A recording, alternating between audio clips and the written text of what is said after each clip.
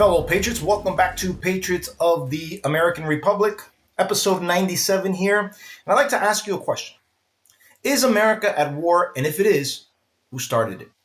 That's the question that we're going to tackle on today's episode. Last year, we covered how President Trump launched Operation Midnight Hammer and bombed Iran and destroyed their nuclear enrichment sites. The terrorist regime kept talking a big game, and Trump delivered on his word. Once again, history repeats itself as Iran continues to take aggressive moves, forcing the U.S. and Israel to take preemptive measures to assure the safety of both U.S. and Israeli people. As usual, the left is having a meltdown, but unfortunately, so is the right, thus proving my point on why we will never win the long game. Our party once again shows its division, while the left, for the exception of John Fetterman, remains unmoved and united. And this is a recipe for disaster, guys. I don't know how long we can continue being divided as a party while they remain ridiculously united. I mean, I don't get it. But anyhow, last Saturday, President Trump announced in a joint effort with Israel that they were bombing Iran. Let's take a look. Just to recap. Time ago, the United States military began major combat operations in Iran. Our objective is to defend the American people by eliminating imminent threats from the Iranian regime, a vicious group of very hard, terrible people. Its menacing activities directly endanger the United States, our troops, our bases overseas, and our allies throughout the world. For 47 years, the Iranian regime has chanted death to America and waged an unending campaign of bloodshed and mass murder, targeting the United States, our troops, and the innocent people in many, many countries. Now, in that speech, President Trump lays out the history of Iranian attacks on the U.S. since the regime took power. And he once again asserts his position and promise of never allowing Iran to obtain nuclear capabilities, nuclear weapon capabilities, right? Now, since Saturday, we've been actively bombing away at very precise targets to cripple the Iranians' military. The airstrike campaign has caused massive damage to the regime, as the Ayatollah was confirmed to have been killed on last Saturday's attack. Let's take a look. Good evening, everybody. I'm Casey Stiegel. The president and Israeli officials say a joint attack on Iran early this morning killed the country's reigning supreme leader and some of his family. Tonight, the New York Times reports that one of the Ayatollah's daughters, his son-in-law, and one of his grandchildren are among the dead. Now, President Trump says that the assassination now gives the Iranian people their, quote, greatest chance to take their country back. The Israeli military says it targeted multiple Iranian leaders in the opening attacks. The Iranian military is threatening a, quote, severe and regret-inducing punishment. That included the compound that served as the supreme leader's living quarters and offices. Satellite images appear to show significant damage to the complex. Iran, within the last few hours, officially confirmed the death through state media. As we just finished hearing, Iran confirmed the death of their leader, and naturally, it isn't going to stay silent. In retaliation, Iran began shooting long-range missiles to several different U.S. allied countries. Let's take a look. Much of the Middle East is on high alert. This is day 4 of Operation Epic Fury and Operation Roaring Lion, which is the Israeli part of what you see now. Iran and its terror proxies are escalating retaliatory attacks, striking Israel and now most of the Gulf nations, if you can believe that. Now, when we first saw this, we thought, is that on purpose? Didn't really know what to make of it. Day 4, Iran is unleashing on their neighbors at this point. Happening right now, Iran ramping up attacks on its own neighbors in the Gulf as the U.S. and Israel wage war against Iran and its regime. A missile fragment falling to the ground and exploding in Doha, the capital of Qatar. It's part of the retaliation from Iran after the U.S. and Israel launched a massive and ongoing military campaign across Iran. After the U.S. and Israel attacked Iran, a luxury hotel on the iconic Palm Island was one of the buildings hit when Iran launched its salvo of retaliatory strikes. The UAE says more than 136 ballistic missiles and 200 drones were fired at its territory. More new video now for you to see. CENTCOM showing Operation Epic Fury strikes in Iran today. The Islamic Republic has now attacked at least 12 nations. And that has sparked fury among those countries that had been at least neutral, if not friendly, toward Iran. Great Britain has been reluctant to directly support United States and Israeli strikes. That's changed a bit since Iran hit a British Air Force base this week. And right now, England's defense minister is in Cyprus visiting that base. American stealth bombers are reportedly expected to land at UK military bases within days to join the fight. Iran also launched an attack on Azerbaijan today. That's the neighbor to the north. Now, due to these attacks on neighboring countries from Iran, about 11 countries are now involved in some manner as U.S. and Israeli forces continue to attack Iran. The chaos is spreading across the Middle East, with at least 11 countries now involved in the conflict. The State Department is warning all Americans in the Middle East to leave now due to the serious safety risks. But much of the region's airspace is locked down. Now, since these attacks have taken place and since the announcement that the Ayatollah was killed, Iranians across the globe have taken to the streets in celebration and had a chance at real freedom.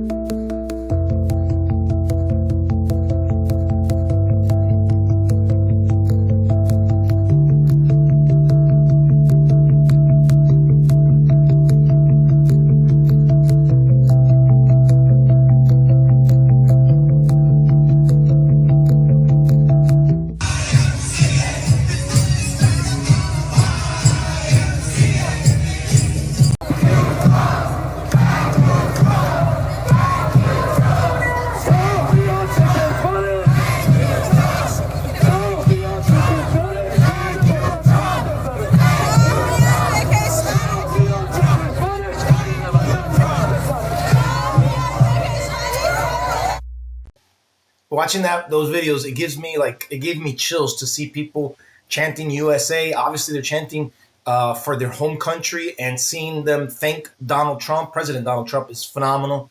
I think it's amazing to see, right? So, regardless of political affiliation, all Venezuelans celebrated Trump's actions at capturing dictator Nicolas Maduro. And we are seeing the same thing happening now as people from Iranian background, despite their political affiliation, have come together to celebrate this moment. The only people who aren't celebrating are either communists, dictators, and naturally the left, right? The Democrats. As there have been several protests against President Trump's actions. Let's take a look.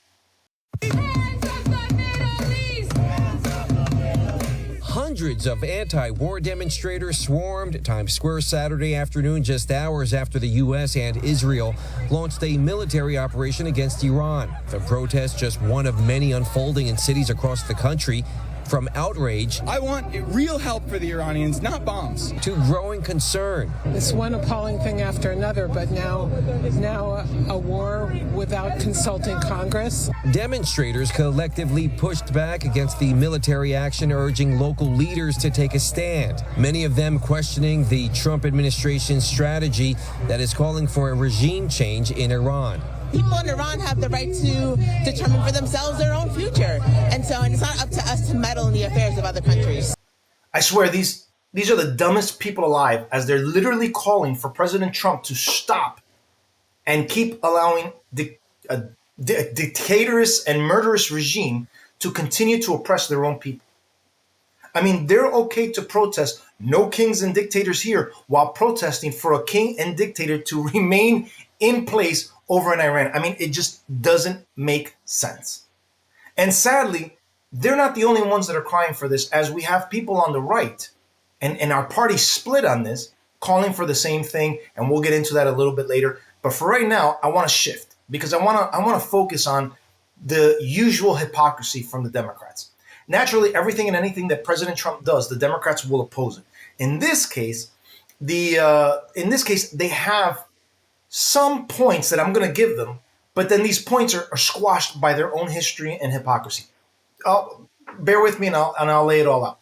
Democrats have taken to their propaganda outlets to say that President Trump does not have the constitutional authority to declare war, thus rendering this war as illegal, and have tried to move to limit the president's authority, which has thankfully failed over in the House of Representatives. I think they tried to pass a bill to limit his ability to continue these attacks, but thankfully it got shut down.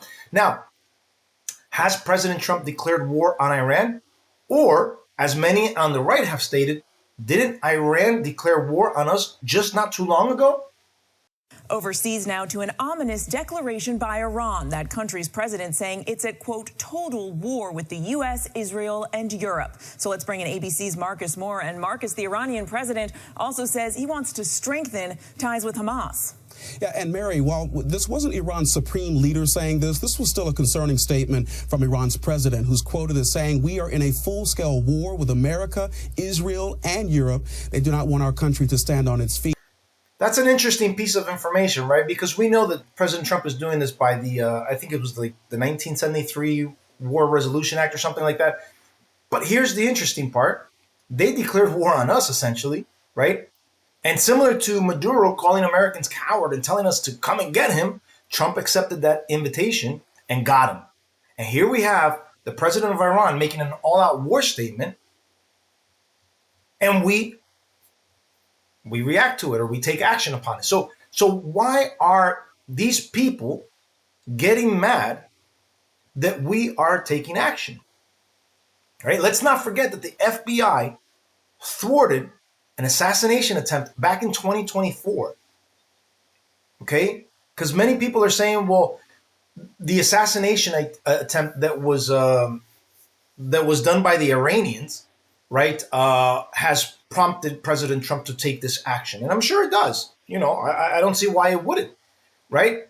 But some are saying, well, that was never really confirmed. That's not true, right? Because back in 2024, it was Biden's FBI that did the investigation, and based on their interrogation, they discovered that Iranian nationals, under the order of Iranian officials, were the ones who plotted this assassination. Let's take a look at this old video from back in 2024, November of 2024.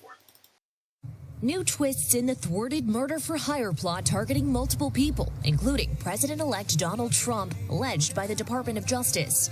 The DOJ pointing fingers directly at Iran, whose foreign minister tonight called the accusations fabricated and a disgusting conspiracy. But the FBI has now charged 3 men. This case is an example of yet another flagrant attempt by the government of Iran, not merely to silence those who speak out against them, but to take the lives of American citizens. The 3 men charged, Carlisle Rivera and Jonathan Lodholt, arrested in New York, and Farhad Shakiri, believed to be at large in Iran. Shakiri allegedly told federal agents he'd been directed by an Iranian official with the Revolutionary Guard to surveil then-candidate Trump and create a plan to assassinate him.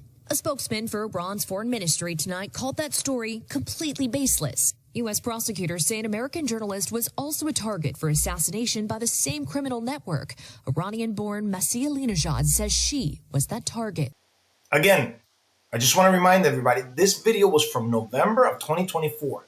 And this was Biden's FBI that determined this, which is one of the contributing factors as to why President Trump is taking the action that he's taken. And understandably, if there have been multiple attempts of assassination towards President Trump and the feds, and the investigation can link it back to Iran's leadership, I think he's within his right to do what he's doing. I mean, these assassination attempts and plots aren't anything new. Iran just tried to plot another assassination attempt, and here's Secretary of War Pete Hegseth giving us the details. Secretary of War Pete Hegseth revealed that the leader behind a separate effort to assassinate President Trump has been killed. Listen to this. The leader of the unit who attempted to assassinate President Trump has been hunted down and killed. Iran tried to kill President Trump, and President Trump got the last laugh. Former FBI Assistant Director Chris Swecker joins me now. The Pakistani national accused of plotting to kill Trump says he was backed by Iran. Now, another Iranian cleric is calling for Trump's blood. Doesn't this make the war on Iran entirely legitimate, right? Now, thankfully, that individual was just indicted yesterday, if I'm not mistaken. But you would think, based on these details, the left would back our president, including the right, that we would be unanimously backing up our president. But instead, they showed their treasonous attitudes as they seem to constantly side with our enemies because they can't stand backing up our president. This is why many of them are making ridiculous claims about an illegal war by not going to Congress when they themselves have done the exact same thing in times past. Here's Nancy Pelosi telling reporters that Obama didn't need congressional approval for strategic military strikes. Let's just take a reminder. So, Madam Speaker, Madam Leader, you're saying that the president did not need authorization initially and still does not need any authorization from Congress on Libya? Yes. Thank you both. Thank you all very much. This statement from the administration: the president had the constitutional authority to direct the use of military force because he could reasonably determine that such use of force was in the national interest. That's too vague for you? Totally vague. Okay, because that's from Obama about Libya. Well, people are such hypocrites. During several presidents in the past, various presidents have taken military action when needed without congressional approval. Let's just take a historical reminder. Take a look here. Our researcher finding multiple previous presidents, including Ronald Reagan, George H.W. Bush, Bill Clinton, Barack Obama, and Joe Biden have all taken military action without prior congressional approval, although Reagan later sought authorization. Now, the gaslighting that you're going to hear is that just because those previous presidents did it doesn't make it right to do it now. The issue here is how the left was silent, cheered, and supported everything Obama did because that was their guy. So likewise, Republicans should not cower to the left and back President Trump as they, the left, backed Obama. Don't let these people try and manipulate the scenario now in order to shut us down. Stay strong, stay supporting our president. He has not been proven wrong when it comes to foreign affairs. He's been spot on and he's been accurate. And for that reason alone, he should be given the benefit of the doubt, especially from our own party, from the people who disagree with him on our own party. And we'll get into that in this next coming segment right now, as a matter of fact. Unfortunately, some Republican leadership like Thomas Massie, Marjorie Taylor Greene are against President Trump's actions. But it's not just the leadership. As many Republican influencers, such as Tucker Carlson, Megyn Kelly, Candace Owens, Matt Walsh, Mark Dice, and several others have taken a posture to not stand with President Trump, but go against him. Now, while most Republicans support President Trump, Senator Rand Paul and Thomas Massie are pushing for the resolution. Massie writing on X, quote, "I am opposed to this war. This is not America first." There are massive divisions over what we've done here, and people are going to change their minds over the coming days and weeks, one way or the other. But my own feeling is no one should have to die for a foreign country. I don't think those 4 service members died for the United States. I think they died for Iran or for Israel. I think I understand how this helps Iran perfectly well. I get it. I mean, I hope. Long term, we'll see. But they seem rather jubilant. 80% of the country does not support the Ayatollah. He was a terrible, terrible man. No one's crying that he's dead. No normal person. But our government's job is not to look out for Iran or for Israel. It's to look out for us. And this feels very much to me like it is clearly Israel's war. But let's start with the purported assassination attempts on Donald Trump. Now, why are those significant? Because yesterday, the President of the United States said, I did this, and by this, I mean killed the head of state of Iran, the Ayatollah Khamenei. He tried to kill me twice, but I got him first. It's almost a verbatim quote from the president, who thinks that. He's been told that. Get it. What do we know about that? Where did that intelligence come from that proved that the government of Iran, run by the Ayatollah, this religious leader, tried to assassinate the president of the United States twice? Do we know where that came from? Oh, it came from Israel. All of these people have either taken a bite out of the anti-Israel apple or have bought into the American isolationist mentality. And Trump doesn't hold back in letting us know how he feels about some of these people.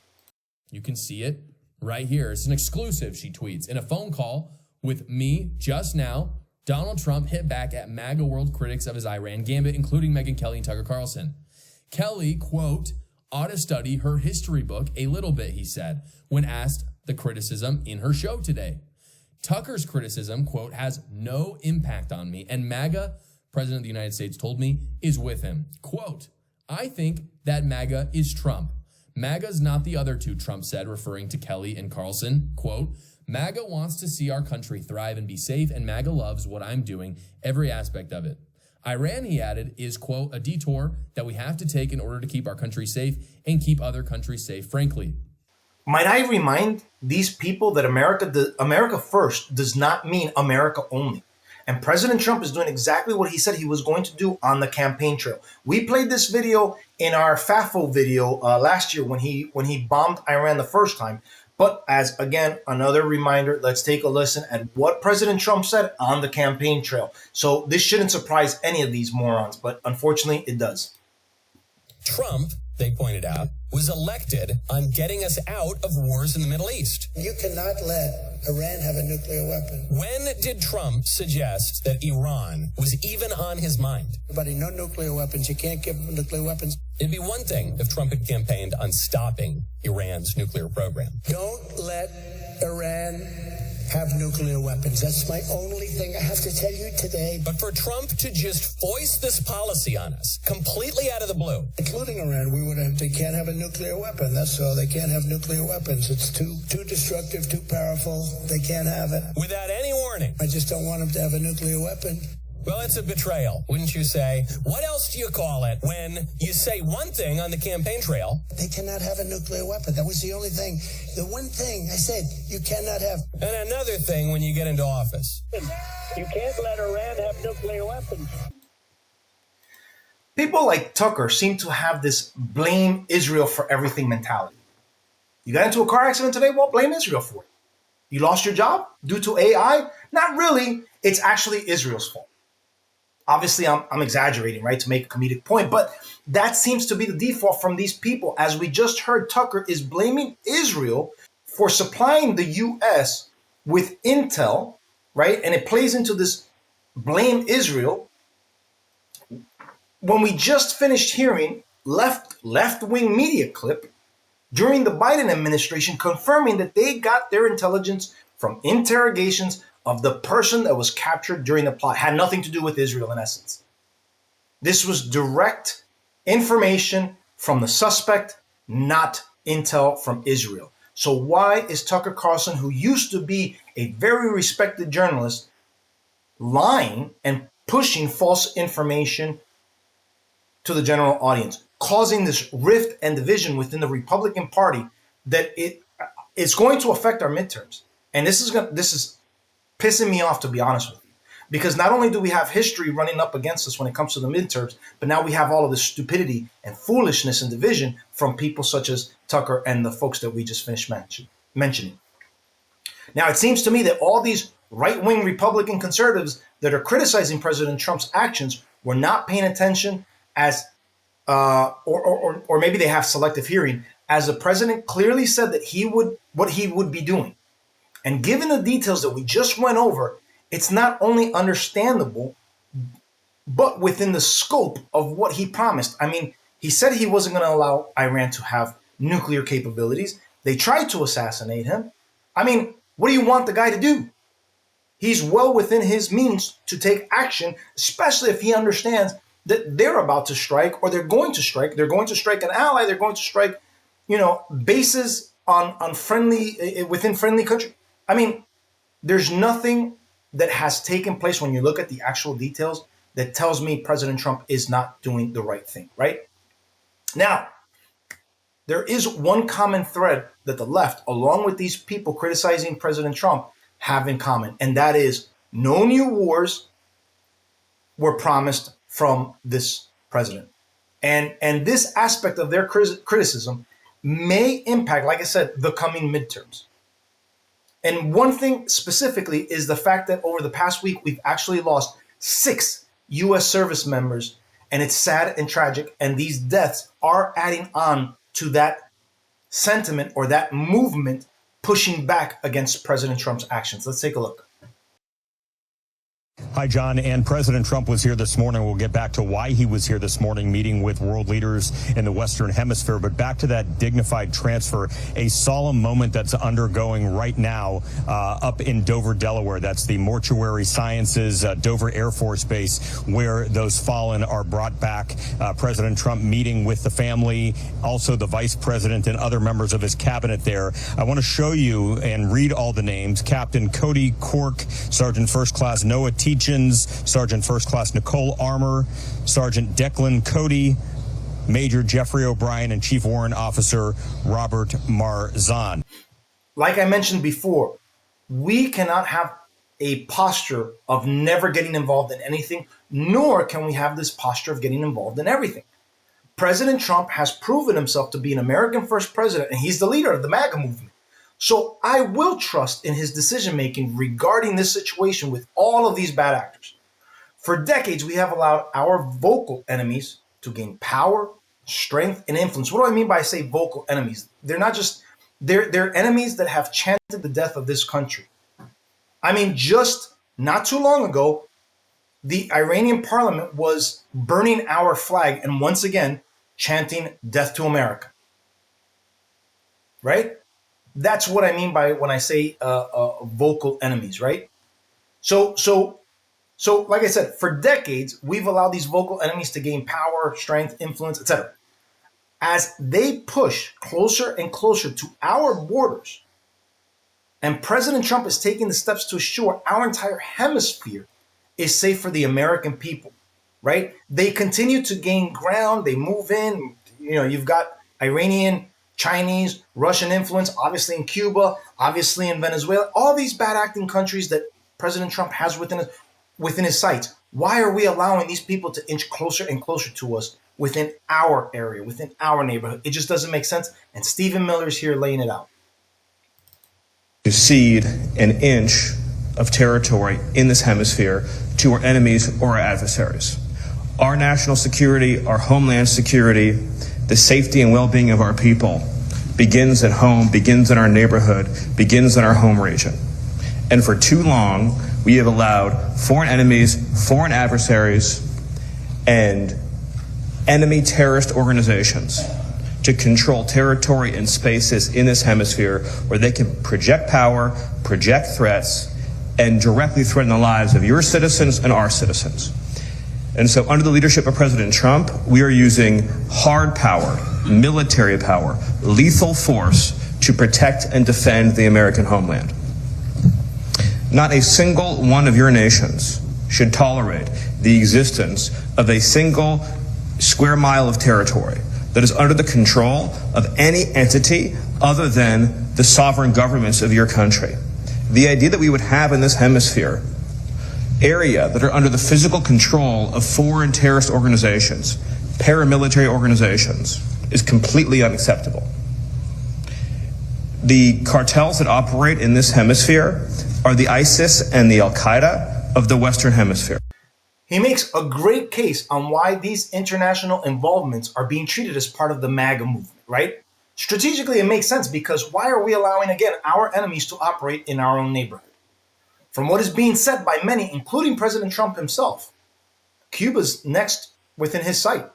And if he goes after Cuba, it's just going to be a simple negotiation. As a matter of fact, he just eyed Marco Rubio, I think it was yesterday or the day before, to begin the negotiation process. I mean, you've got many people, here, obviously with Cuban background, wanting President Trump to go in and liberate Cuba the same way he's done with Venezuela and the same way that he's doing with Iran. I mean, this is a president that, again, based on this strategic outlook of expelling our enemies from our hemisphere, is keeping not just only our house, but our neighborhood safe. Our neighborhood, our house is in our neighborhood. So that type of view makes absolute sense to me. Now, based on everything that I just laid out, what are these people like Candace Owens and Tucker, what are they doing to help us as a majority for the midterms? In my view, they've done nothing. And the other people, such as Megyn Kelly and Matt and Mark, they're actually helping Democrats more than they realize with this particular subject matter. This is a time where we need to stand behind our commander in chief and not push back, especially since we don't have the full scope of information, but also because these are very, very bad regimes. These are bad people that we're dealing with. Since Iran has openly called for our destruction, and that's in my entire lifetime, since I was a teenager, I can remember them constantly calling for our destruction. I really have no problem with what President Trump is doing, the course of action that he's taking, and I'm hoping that he can achieve victory where other previous presidents have failed. And that is what's really driving this pushback against President Trump. It's the failed policies and the failed actions of Bush Sr., Bush Jr., Obama, obviously Biden with how he handled Afghanistan. That's a little bit of a different subject matter, but nonetheless, all of these bad examples of us going into other countries and getting dragged into these long wars, spending trillions of dollars, trying to rebuild that country, et cetera, et cetera, et cetera. All those things is what's fueling this particular movement. But you know what? Like I said before, President Trump has been spot on with his international policies, and I have no doubt in my mind that he will achieve victory with this particular subject matter. He doesn't know how to lose. The man doesn't know how to lose. Show me one failure that he's had in either of his two terms, and I'll say, you know what? You got a point there. But so far, I haven't seen it. So guys, that's my episode for today. Please pray for our fallen soldiers.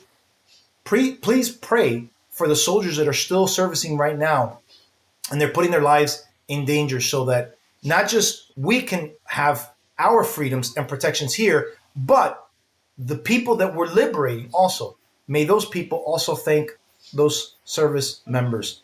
Guys, that's it for today. Thank you so much for joining. I will see you guys in the next one.